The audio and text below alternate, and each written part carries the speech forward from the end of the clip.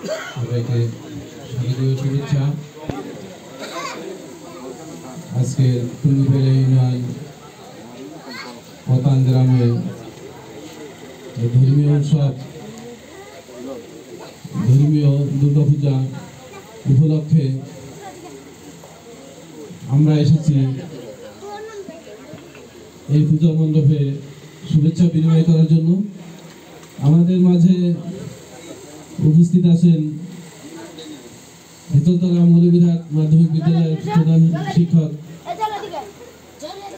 আমাদের মাঝে উপস্থিত আছেন আমাদের শ্রমিক দলের সভাপতি টুঙ্গিপাড়া ইউনিয়নের সরকার হোসেন কালু ভাই। আমাদের মাঝে উপস্থিত আছেন এই এলাকারই সন্তান তাঁতি দলের সম্মানিত সভাপতি জনাব কাশেম নক্তি। আমাদের মাঝে উপস্থিত আছেন আমাদের এই এলাকারই আপনাদের সন্তান সবুজ নক্তি, যুগ্ম আহ্বায়ক টুঙ্গিপাড়া ইউনিয়ন বিএনপি।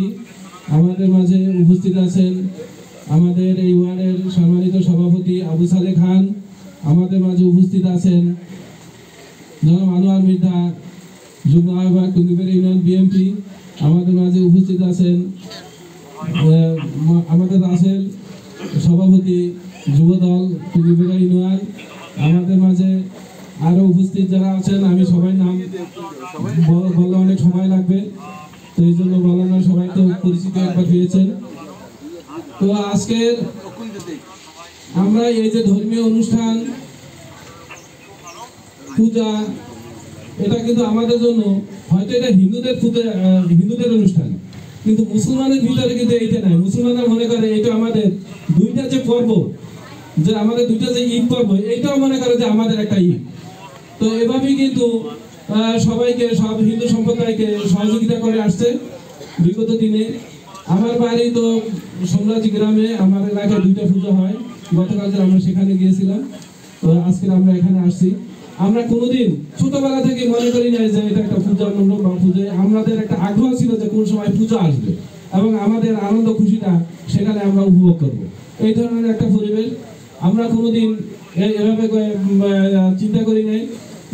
এই যে আমাদের ধর্ম সংখ্যালঘু যে একটা কথা বলে, এটা কিন্তু আমরা বিশ্বাস করি না, আমাদের দলও বিশ্বাস করে না। এটা কোনোদিন আমাদের দেশে আমাদের তারিখ দিয়ে মেসেজ হলো যে আমরা সবাই ভাই ভাই, সবাই আমরা একত্রে চলাফেরা করবো, একত্রে থাকবো।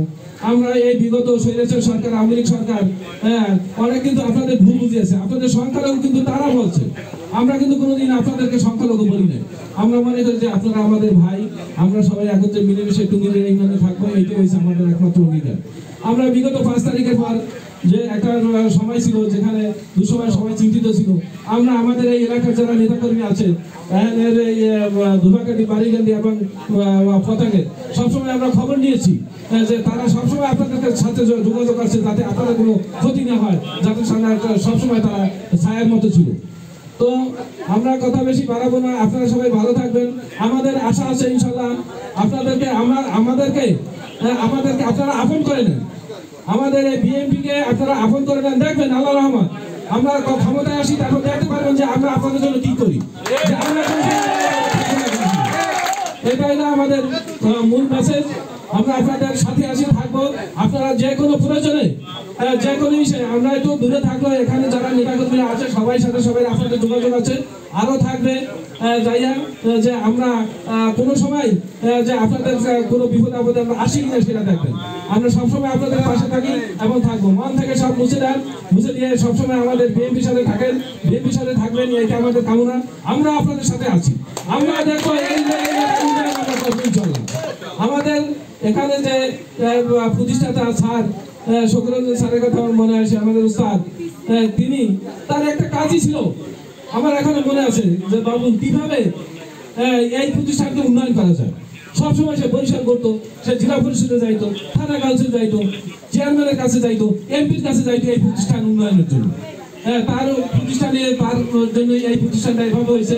তো আমরা আশা করবো আপনাদের মাধ্যমে আরো সুন্দর হবে, আরো উজ্জ্বল হবে এই প্রতিষ্ঠান। আমরা আপনাদের সাথে আসি, থাকবো ইনশাল্লাহ। আপনারা যে কোনো প্রয়োজনে আমাদেরকে স্মরণ করবেন, ইনশাল্লাহ আমরা আপনাদের সাথে আসি। সবাইকে ধন্যবাদ, সবাই ভালো থাকুন। শুভেচ্ছা রইল। ধন্যবাদ।